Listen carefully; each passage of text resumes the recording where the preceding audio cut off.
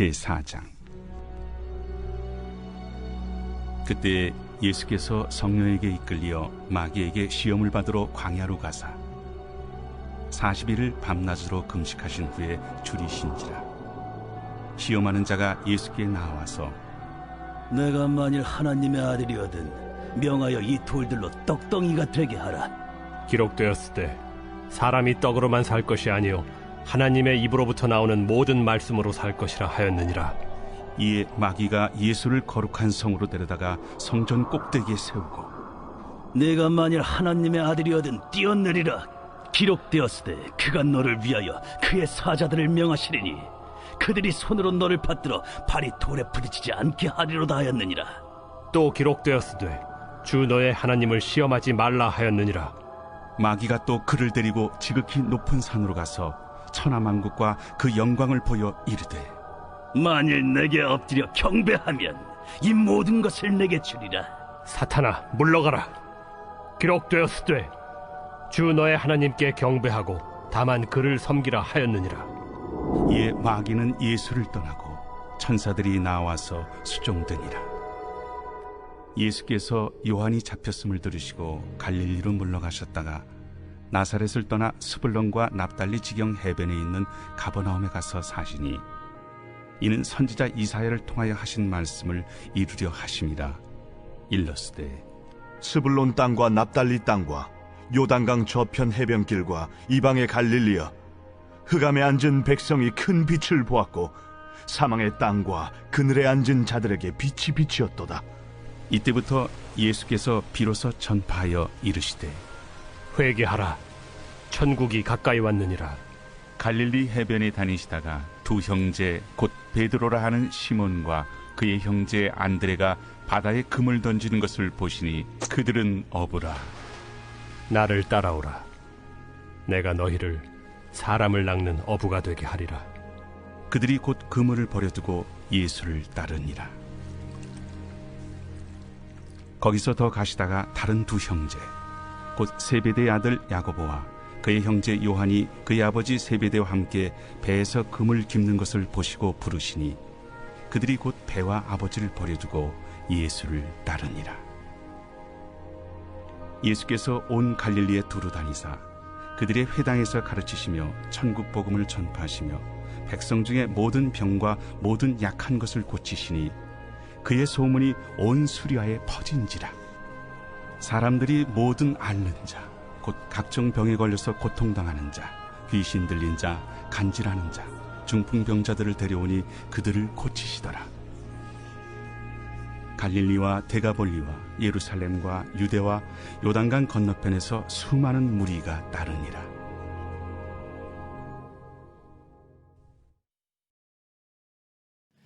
우리가 어떤 일을 시작하기 위해서는 철저히 많은 것들이 준비되어져야 된다고 생각을 합니다. 자그마한 일을 우리가 계획하고 도모할 때에도 충분한 재정이 필요하다고 느끼고 또 혹은 그 일을 도와주기 위한 많은 사람들이 필요하다고 느낄 때가 많이 있습니다. 할 수만 있다면 그 모든 일들을 감당할 만한 능력과 실력을 갖추는 것도 매우 중요한 일로 여길 수 있겠죠. 그래서 우리의 삶 가운데 무언가 내가 할 만한 준비가 되지 않았다고 여기는 그와 같은 상태라면 우리는 무언가 기꺼이 하기에 두려워하거나 어려워하는 경우가 많습니다. 간혹 교회 안에서 어떤 직분을 담당한다거나 교회가 이루어야 될 어떤 사명을 제안할 때에도 그와 같은 일들을 이루기에는 재정이 충분하지 않습니다. 혹은 그 일을 함께 도모하고 또 이루어갈 만한 사람이 부족합니다. 이런 없는 것들에 관해서 생각하기 쉽습니다. 그러나 성경이 우리에게 말씀하고 있는 그 어떤 일을 시작하여 이루기까지의 역사를 잘 들여다보면 거기에는 꼭 무언가 충분히 갖추어져야만, 무언가 충분히 내가 소유해야만 그 모든 일들을 이룬다라고 말하고 있지 않음을 알 수가 있습니다.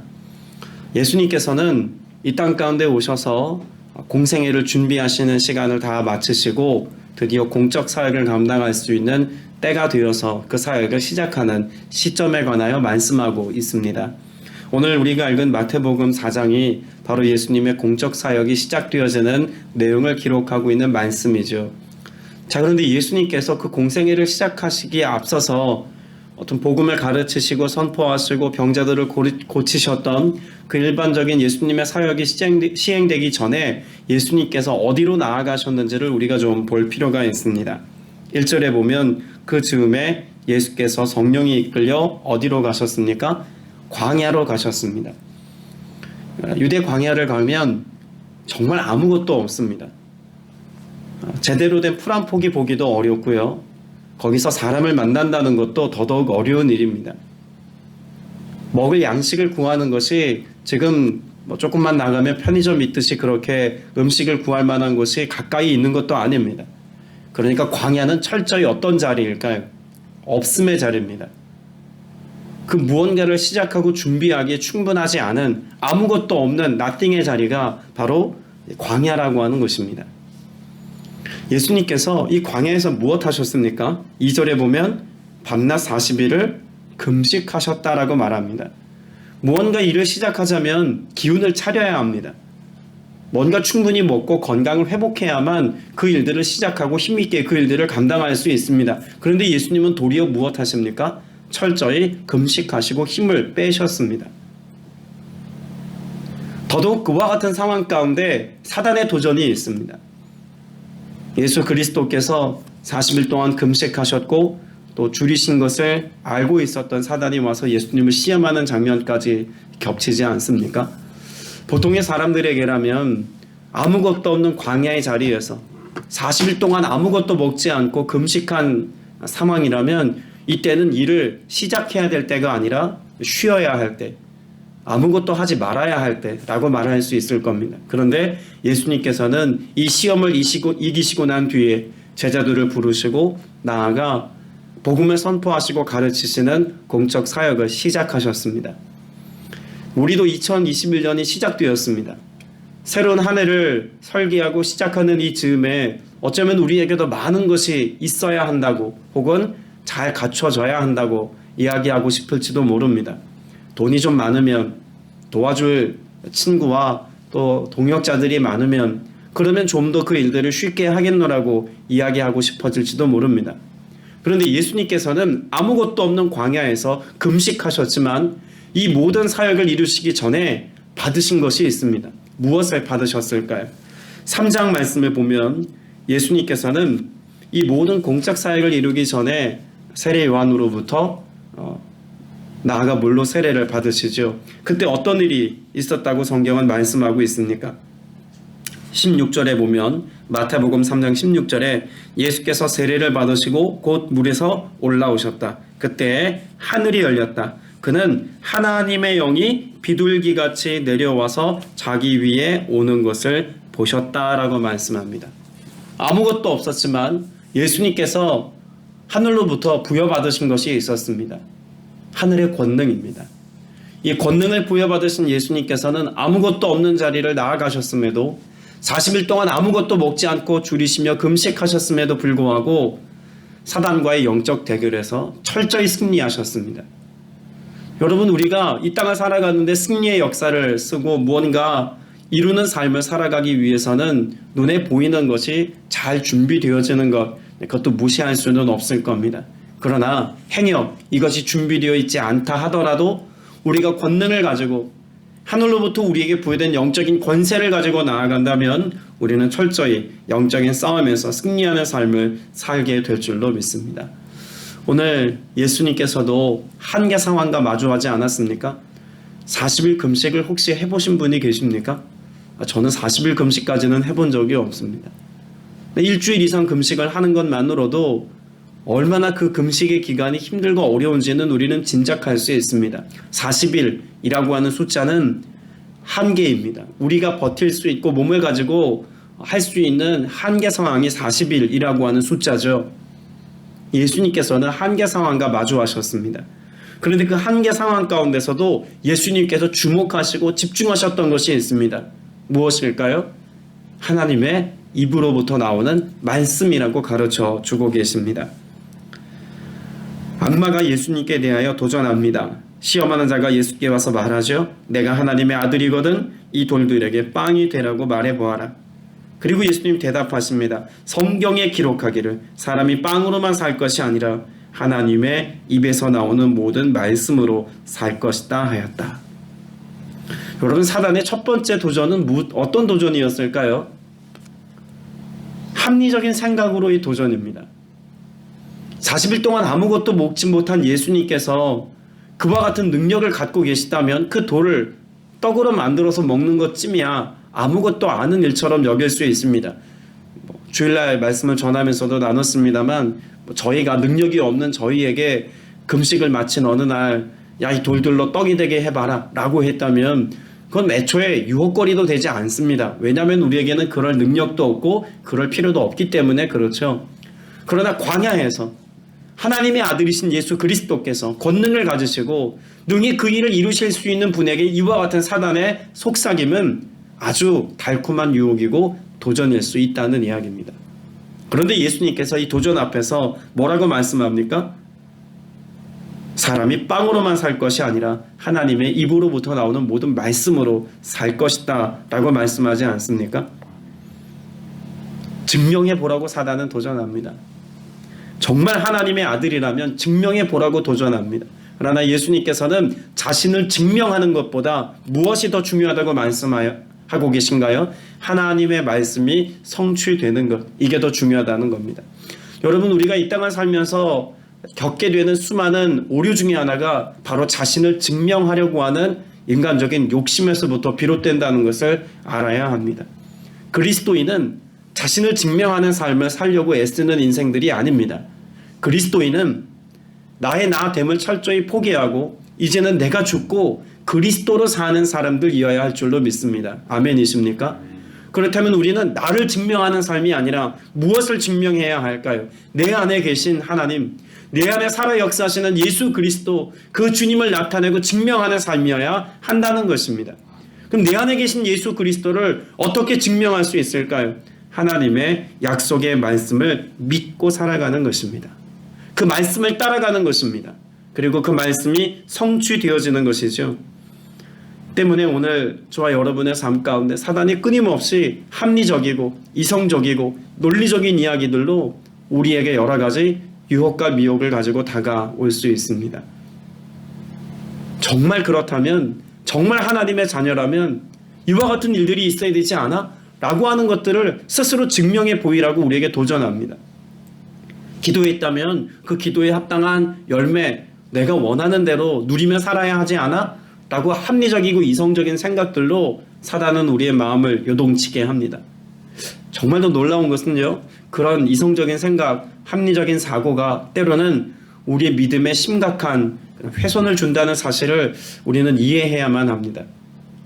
성경이 우리에게 말씀하고 있는 그 말씀의 내용들은 분명 합당한 하나님의 진리의 말씀이라는 점에서 의심의 여지가 없습니다. 그런데 이것이 인간적인 생각과 관점으로 바라보면 내가 보기에 느껴지는 그 합리적인 사고와 생각이 하나님의 말씀과 상충되거나 대치될 때가 많습니다. 무모해 보이기도 합니다. 미련해 보이기까지도 합니다. 그럼에도 불구하고 우리는 나를 증명해 보기 위해서 합리적인 사고와 생각을 따르는 것을 때로는 멈추고 무엇해야 할까요? 무모하지만 하나님의 말씀을 믿고 따라가는 순종의 삶을 결정해야 할 때가 있습니다. 오늘 저와 여러분이 올 한 해를 살아가면서 믿음으로 사는 은혜가 있기를 축복합니다. 그 믿음으로의 삶을 살아가자면 나를 증명하는 것이 아니라 내 안에 계신 예수 그리스도를 신뢰하여서 오늘도 말씀을 붙잡고 그 말씀의 성취되기까지 역사하시는 놀라운 하나님의 영광을 소망하고 바라보며 살아가는 은혜가 있게 되시길 축복합니다. 두 번째로 마귀는 또다시 예수님을 시험하기 위해서 성전 꼭대기에 세웠다라고 말합니다. 그리고 무엇을 이야기하나요? 6절에 보니까 내가 하나님의 아들이거든 여기서 뛰어내려 보아라. 성경에 기록하기를 하나님이 너를 위하여 자기 천사들을 명하실 것이다. 그리고 그들이 손으로 너를 떠받쳐서 너의 발이 돌에 부딪히지 않게 할 것이다 하였다. 앞서 첫 번째 유혹에서 사단이 예수님을 시험하자 예수님께서 무엇으로 받아치셨습니까? 사람이 떡으로 살 것이 아니라 말씀으로 살 것이다 라고 하는 그런 말씀에 기록된 내용을 예수님께서는 대면하여서 이것으로 마귀를 대적하셨습니다. 자, 그러니까 마귀가 이제는 잔꾀를 부릅니다. 어떤 잔꾀였을까요? 그렇게 말씀으로 산다면 말씀대로 한번 해봐라. 말씀에 하나님의 아들이 만약 높은 곳에서 뛰어내린다면 천사가 받아주겠다는 말씀이 있지 않느냐. 그리고 그 손으로 떠받쳐서 너의 발이 돌에 부딪히지 않게 하겠다고 하는 약속의 말씀이 있지 않느냐. 그러니 말씀대로 한번 해보라는 겁니다. 여러분, 이것이 얼마나 심각한 도전일까요?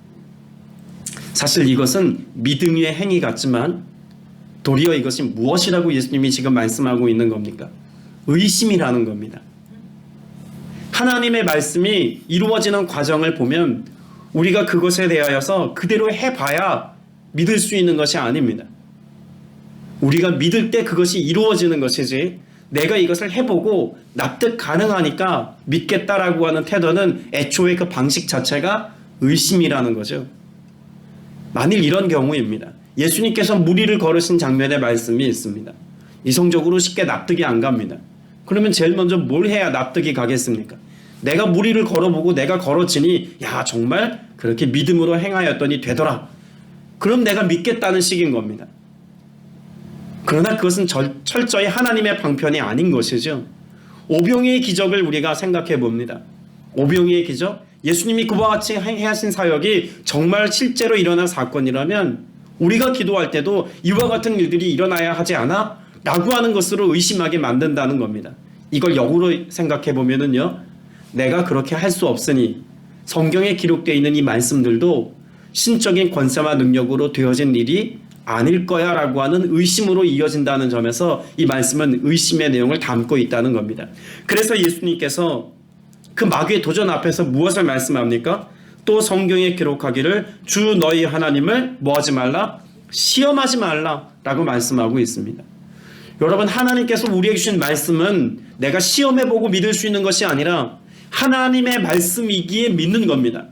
그러나 사단은 끊임없이 우리의 삶 가운데 증명해보고 실천해보고 그래서 믿을만 하고 내가 받아들일만 하면 이것을 선별해서 취하여서 믿어도 되는 것처럼 우리에게 속삭이고 유혹한다는 것입니다. 하나님께서 2021년 한 해를 살아가는 동안 무엇으로 여러분에게 말씀하실지 모릅니다. 매일매일 여러분에게 말씀하시는 레마의 말씀을 받고 그 하나님의 음성을 듣고 살아가는 여러분 되시길 축복합니다.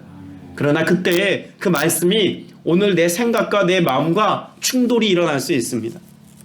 그 말씀대로 살아가는 것이 무모해 보여서 하나님, 그것은 내게 합당한 말씀 아닌 것 같은데요. 나는 그와 같은 말씀대로 살면 안 될 것 같은데요. 라고 여기는 그런 지체들의 모습을 종종 봅니다. 신년이 되면 큰 의미는 없습니다만 그래도 새해 주시는 하나님의 말씀을 하나씩 이렇게 뽑는 이벤트 같은 것들을 하곤 합니다. 최근에도 저희 자녀들에게 말씀 뽑기를 하라고 말씀 카드를 건네었더니 손을 막 휘저어 보더니 하나를 딱 뽑았습니다. 말씀을 딱 보자마자 아니야, 다시 넣더라고요. 그리고 다시 막 휘저었더니 또 딱 뽑더니 아니야, 다시 넣더라고요. 그러기를 2번 하더니 3번째 보니 괜찮네, 그러고 뽑더라고요. 얼마나 재밌든지요. 근데 그 아이의 모습에게만 그러한 모습이 있을까요? 하나님의 말씀 중에 하나님께서 우리에게 말씀해 주시는 그 권면과 도전의 말씀이 오늘 내가 살아가는 삶의 방식과 충돌이 일어나거나 정말 난 그렇게 살고 싶지 않아 라고 여긴다면 주님이 내게 말씀하셨는데 이건 아닐 거야. 이건 나하고 잘 어울리지 않는 말씀이야 라고 치부해버리고 거절하고 외면해버리기 쉽다는 것입니다. 모든 하나님의 말씀이 진리인 것을 우리가 확신하고 그 진리 안에서 주어지는 하나님의 말씀이 오늘 내게 주어진 레마라고 부딪혀 올 때는 여러분 순종하고 따라갈 수 있는 믿음의 태도가 여러분에게 있게 되시길 축복합니다. 2번째 시험이 끝나고 3번째 나귀가 예수님을 시험합니다. 9절에 보면 내가 나에게 엎드려서 절을 하면 이 모든 것을 내게 주겠다라고 도전하지 않습니까? 지금 예수님이 보고 계신 것이 무엇입니까? 세상 모든 나라와 영광을 보고 계시다라고 말합니다. 마귀가 예수님을 시험하는 과정 가운데 예수님이 쉽게 넘어오지 않으니까 사단이 무엇으로 도전하고 있는 것입니까? 내게 와서 엎드려 절하면이라고 하는 단서가 붙어 있는 것을 우리가 주목해 볼 필요가 있겠죠. 여러분, 여기 엎드려 절하면이라고 하는 것은 단 한 번의 어떤 행위를 이야기하지 않습니다. 마귀에게, 악마에게 예수님이 절한다는 것은 결국 무엇을 포기한다는 걸까요? 하나님과의 관계를 포기한다는 겁니다. 하나님과의 관계를 깨뜨리면서까지 무언가를 얻게 하겠다는 사단의 유혹과 도전에 관하여 말하고 있는 것 아니겠습니까? 여러분, 이것이 예수님께는 너무나 간단하게 물리치는 어떤 상황과 사건으로 기록되어져 있습니다만, 오늘 우리에게 이와 같은 도전이 올 때는요, 이건 심각한 도전입니다. 이건 우리가 쉽게 끊어낼 수 없는 크기의 도전일지도 모릅니다. 만일 여러분에게 내가 이 땅을 살아가는 동안 누리기를 원했던 그 모든 것들을 다 제공한다는 조건 하에서 믿음을 포기하라고 제안한다면 어떤 사람들은 기꺼이 믿음을 포기하려고 할 것입니다. 이와 같은 유혹은요, 예수님에게만 주어지는 그런 유혹이 아니라 이 땅에 존재하는 육신을 입고 살아가는 모든 인생들에게 향한 그런 마귀의 도전인 것을 알아야겠죠. 여러분, 때문에 우리에게 무엇이 필요할까요? 오늘 세 번째 시험에서 예수님이 우리에게 가르쳐 주시는 것은 무엇입니까? 바로 분별력입니다. 우리가 무엇을 얻고 무엇을 버려야 될지에 대한 분별력인 것이죠. 우리는 어둠 속에서 자꾸 무엇을 얻으려고 합니까? 어둠 속에 필요한 것은 빛입니다. 그런데 어둠 속에서 빛을 얻으려고 하기보다는 그 어둠 속에서 그 어둠을 잘 견디며 살아가기 위한 무언가를 더 얻으려고 합니다. 빛이 있으면 어둠의 문제는 해결되지만 어둠 속에 살아가는 게 익숙하기에 익숙해진 어둠 속에서 무언가 좀 더 나은 것을 취하기 위하여 애쓰는 형국이라는 것입니다. 16절 말씀을 보시기 바랍니다. 16절에 보면 예수 그리스도의 오심의 의미를 설명하고 있는 구절이 있죠. 다시 한번 같이 읽어봅니다. 시작. 어둠에 앉아있는 백성의 큰 빛을 보았고 그늘진 죽음의 땅에 앉은 사람들에게 빛을 비추었다.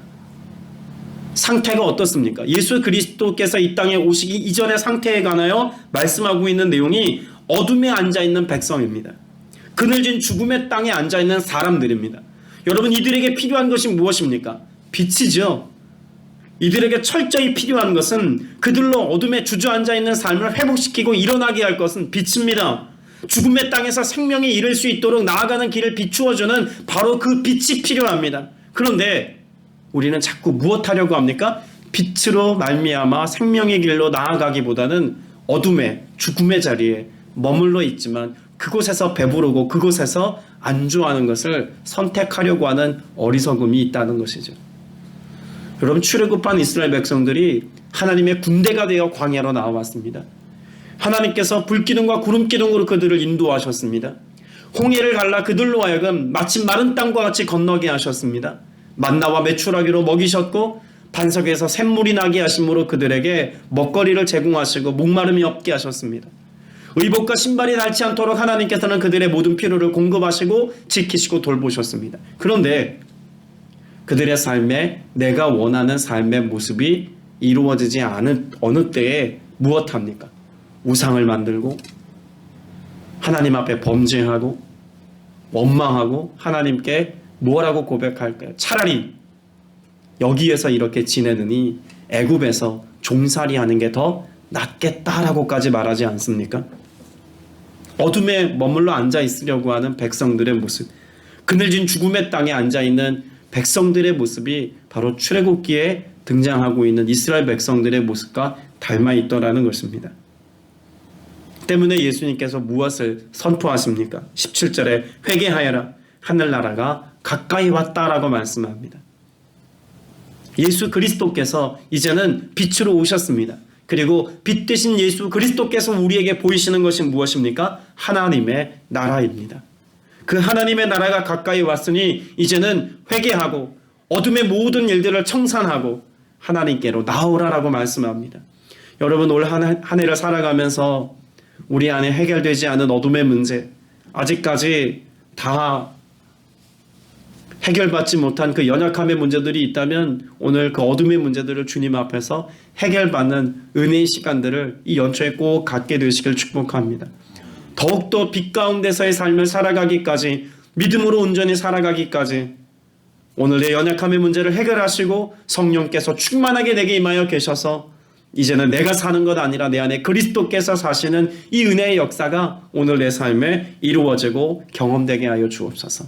그렇게 기도하시고 은혜를 누리는 여러분 되시길 축복합니다. 오늘 예수님께서는 회개를 선포하신 이후에 제자들을 부르시죠. 여러분, 제자들을 부르시는 이 장면에서 단지 우리가 세상의 일들을 다 결연하게 잘라내고 구별된 삶을 살고 빛 가운데로 나아가는 자리에 서는 것만으로 멈춰서는 안 된다는 사실을 말씀합니다. 예수님께서 제자들을 왜 부르셨다고 말씀할까요?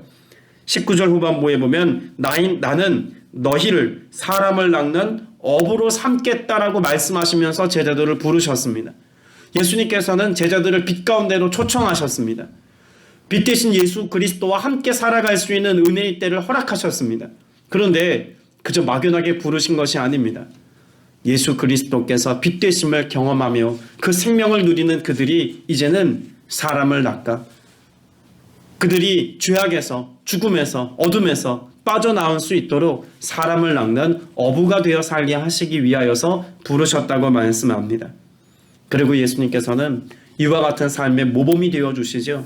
23절 이하의 말씀에 보면 예수님께서는 온 갈릴리를 두루 다니시면서 가르치시고 선포하시고 고쳐주셨다라고 말씀합니다.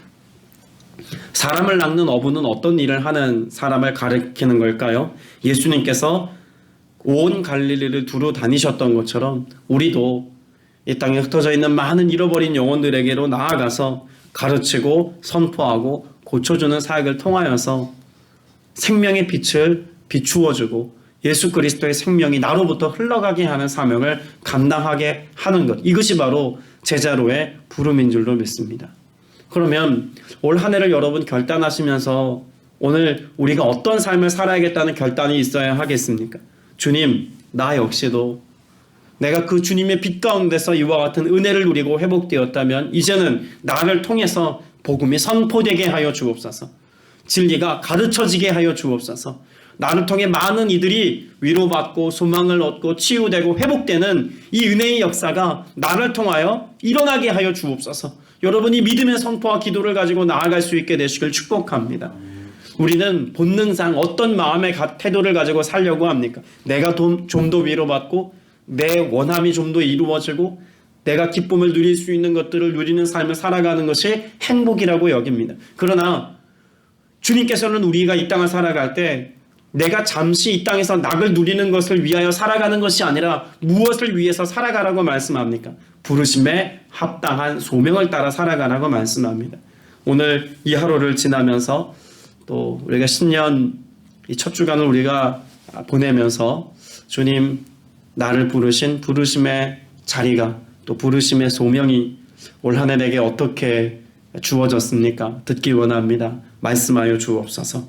말씀 안에서 그 해답을 찾으시고 주님의 음성을 들어서 올 한 해 말씀이 이끄는 삶을 살기를, 그래서 주님께서 여러분의 인생을 주도하시고 책임져 주시는 은혜를 풍성히 누리게 되시기를 주님의 이름으로 축복합니다. 기도드리겠습니다. 은혜가 풍성하신 아버지 하나님, 오늘 우리의 삶이 더욱더 주를 경외하는 삶이기를 원합니다. 주님을 더욱더 사랑하여서 또 온전히 주님을 신뢰하는 믿음의 고백을 가지고 있어서 더욱더 주님만 바라보며 주님을 기쁘시게 하는 삶을 살아가기를 원합니다. 성령님 친히 오셔서 내 인간의 욕심과 아집과 고집스러움을 철저히 무너뜨려 주시옵고 주 대신 예수 그리스도를 바라보며 주님을 기쁘시게 하는 삶을 살아가는 복된 주의 권속들 다 되게 하여 주시옵소서. 이와 같은 삶을 살기까지 오늘 내가 죽고 그리스도로 사는 삶을 살기를 원합니다. 위로부터 성령의 권능과 능력을 부여받고 그 힘과 권세를 가지고 오늘을 살아가기를 원하며 올 한 해를 또 평생을 살아가기를 원합니다. 성령님 충만하게 임하여 주시옵소서. 성령님 충만하게 임하여 주시옵소서. 이 능력을 가지고 넉넉히 세상을 이기며 그 모든 시험과 도전 앞에서도 승자의 삶을 살아가는 믿음의 권속들 다 되게 하여 주옵소서. 우리 믿음의 선포와 간구에 응답해 주신 감사드리옵고 살아계신 우리 구주 예수 그리스도 이름으로 간절히 기도드렸사옵나이다. 아멘.